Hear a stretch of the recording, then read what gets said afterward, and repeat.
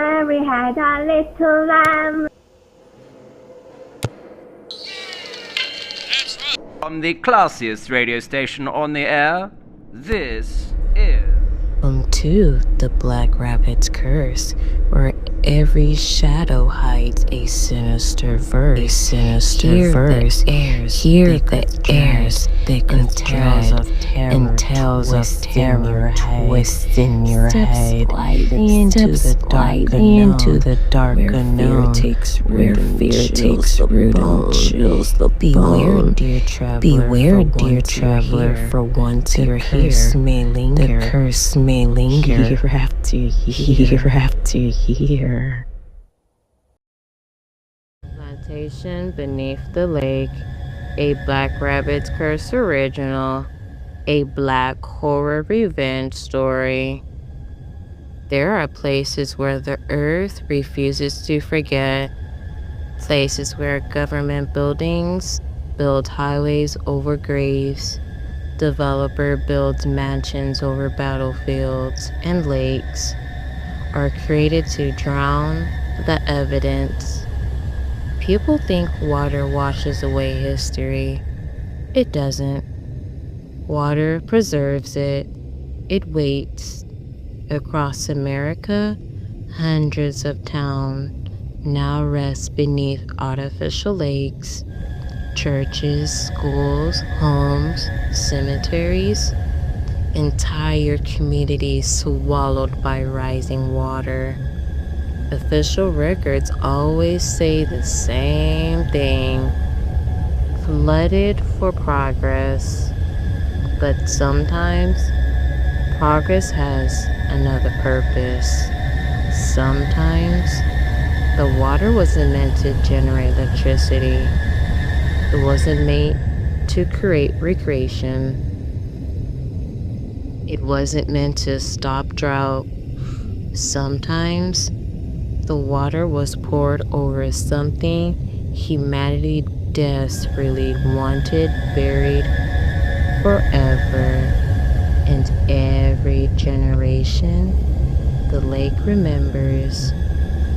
This story begins in Georgia, at a luxury resort where the richest guests paid thousands of dollars a night to enjoy the most peaceful lake in the South. No one knew the deepest part of the lake had another name: the fields. And something beneath those waters still believed harvest season had never ended. The grand opening looked perfect. Champagne flowed, live jazz echoed across polished wooden decks, influencers smiled into cameras. The owners proudly welcomed hundreds of wealthy guests. The resort belonged to the Whitmore family. Old Southern money, generations of wealth. Advertisement promised luxury built on timeless Southern tradition. No one questioned that slogan, except for Marcus Ilias. Marcus was the resort's new nightly security manager. At 38 years old, Black Army veteran, quiet, professional, and impossible to intimidate. The first evening passed peacefully. Then 11:47 p.m. Every hallway security camera filled with static. One screen, then another, then every camera overlooking the lake. Marcus grabbed his flashlight. The hotel suddenly felt colder. The air smelled wet, not clean lake water, old water. standing water, water mixed with mud, rot, and something metallic, blood. He followed dripping footprints across polished marble. Each footprint left muddy water, bare feet, adult-sized. The trail stopped outside room 214. Marcus knocked. No answer. He entered carefully. The room was empty, but the carpet was soaked. Water pooled beneath the bed, slowly spreading, as if someone had just climbed out. Then a little girl laughed, not inside the room, beneath it. Marcus froze. The laughter echoed through the floorboards. Then a whisper. There's so many rooms now. The next morning, maintenance blamed broken pipes, but there were no broken pipes. Every floor remained dry, except after midnight. Each night, the lake rose exactly 6 inches. No rainfall, no storms. Engineers couldn't explain it. Guests began complaining. Wet footprints outside their rooms. Children talking to invisible people. Water running from bathroom faucets. Black as ink. Then came the first disappearance. Richard Whitmore, one of the resort's owners. His bed was untouched. His balcony door stood open. His expensive shoes remained neatly beside the bed. Only one thing was missing. Richard. Drivers searched the lake. Nothing.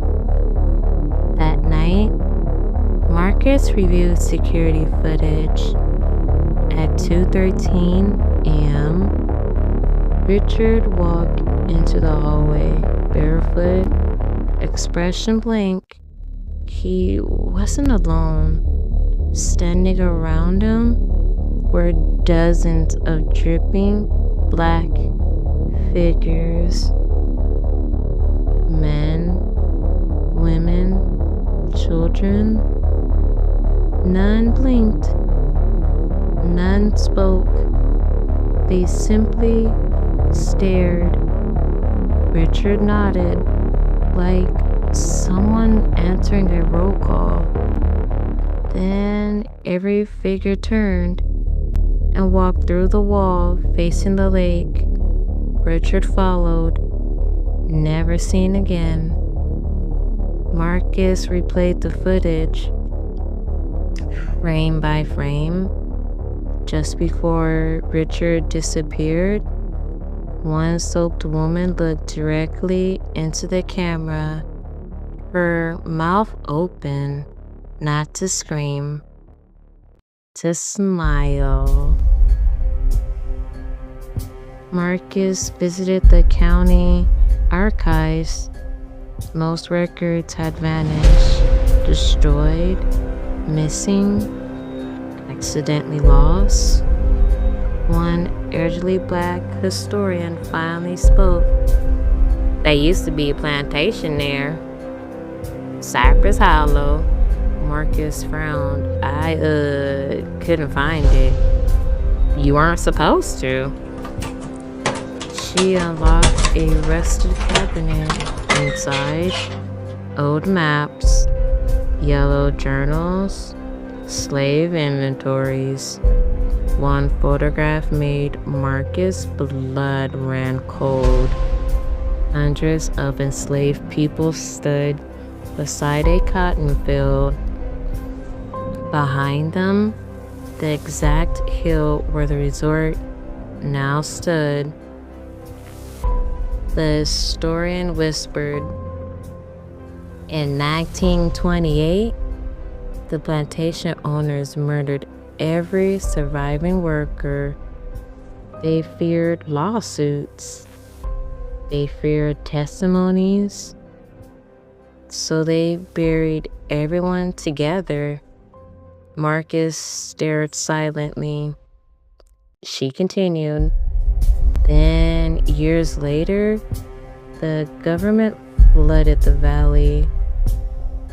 They said it was for a hydroelectric dam, but everybody around here knew the lake wasn't built, it was poured." Marcus asked quietly, What happens now?" The historian's face lost all color. "The water's getting shallow." Marcus blinked. "But you said the lake keeps rising." She nodded. "It rises up here." She pointed towards the shoreline. "Because it's getting deeper." She slowly pointed downward. "Somewhere else." Guests disappeared nightly. Only descendants of Whitmore bloodline, family reunions, corporate investors, old relatives, anyone connected by blood, gone. Then the nightmare began. Everyone remaining dreamed the same dream. They stood ankle deep underwater. Rows of cotton stretched endlessly beneath the lake. Black workers picked cotton silently.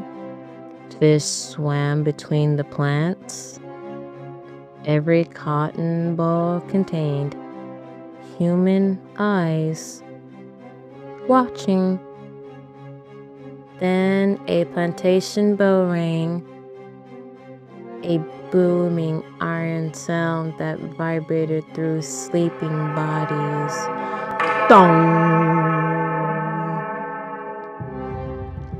Every worker stopped,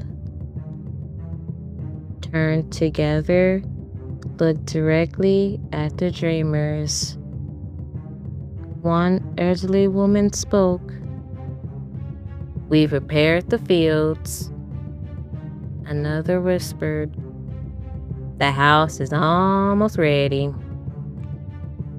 Then Marcus noticed something impossible. The workers weren't ghosts anymore. Their skin looked healthy. Their clothes were clean. Their eyes burned with terrible purpose. They weren't trapped. They were building an entire plantation beneath the lake, brick by brick, fence by fence, field by field, and every missing guest was swinging a shovel, digging foundations, chains wrapped around their wrists. Still alive, still breathing, unable to stop working. Then Marcus saw Richard Whitmore, older somehow, gray-haired, skin peeling from constant water exposure. Richard looked straight at Marcus. Tears rolled down his face. He whispered, "They don't let us sleep." The invisible hands pulled him beneath the muddy water. The resort shook violently. Guests screamed. Windows exploded inward, outward. Lake water rushed through every hallway. Elevators filled instantly. Generators died. Emergency lights glowed deep crimson. Marcus fought through chest-high water towards the lobby, and he heard it. Hoofbeats inside the flooded hotel. The horse emerged from the darkness. Its body was dripping. Its eyes was completely white. On its back sat a man wearing plantation clothing. His face was gone. Only smooth black water where features should have been. He carried an enormous ledger. Without speaking, he opened it. Every guest's name appeared, one by one. Names crossed out themselves. Each cross-out name echoed with a distant scream from beneath the lake. The faceless rider finally looked towards Marcus, though he had no eyes. Marcus knew. It recognized him. The rider slowly lifted one finger, pointing downward. The floor beneath Marcus cracked. The lobby collapsed into an icy black water. Marcus sank down, past floating furniture, past chandeliers, past drowned staircases, past the old lake bottom, until he landed on dry ground, underwater. Before him stood the plantation, whole, perfect. Hundreds of lanterns glowed warmly. Cotton fields stretched forever beneath impossible stars shining through the water above. Thousands of slave souls stood silently, watching. Then their leader stepped forward, an elderly black woman wearing rusted chains that fell away with every step. She spoke softly. "Those centuries, they forced us to build their world." She looked towards the workers dragging Whitmore descendants through the fields. Now they'll build ours. Marcus whispered, "You've become what they were." The woman smiled sadly. "No, we've become what history made." Then she looked towards the surface. Above them, the lake disappeared. The plantation began rising. Not the spirits, the land itself. Mud, trees, buildings, roads. Everything above started sinking. The underwater plantation was replacing the one above. The final thing Marcus saw before darkness swallowed him was a luxury resort sliding beneath the lake, floor by floor, until only ripples remained. Authorities claimed the sinkhole swallowed Black Cypress Resort. No bodies were ever recovered. The lake was declared permanently closed, but satellite images taken months later revealed something impossible. Far beneath the water, perfect rows of cotton fields had appeared alongside roads, barns, cabins, and one enormous white plantation house that had never existed on modern maps. Divers sent to investigate never returned. Their empty oxygen tanks floated back to the surface, covered in fresh mud, and carved into every tank the same words. Check in is easy. Check out is forever. Locals say that on moonless nights, if you stand quietly along the shoreline, you'll hear old plantation bell ring from somewhere beneath the water. Dong, dong, dong. Then a calm voice asks from the darkness, "Are you here to visit? Or are you here to work?" Sit here, heart still racing, eyes wide open. Remember, the terror doesn't end when the video does. You may try to forget, but the shadows have a way of following. The whispers grow louder each night, don't they? So go ahead, close your eyes, if you dare. But know this, you're not alone. Not anymore. But the Black Rabbit's curse has seen you, and it's waiting. So what happens when the lights go out? If you want to find out, make sure you come back. But next time, will you be ready? Sleep well.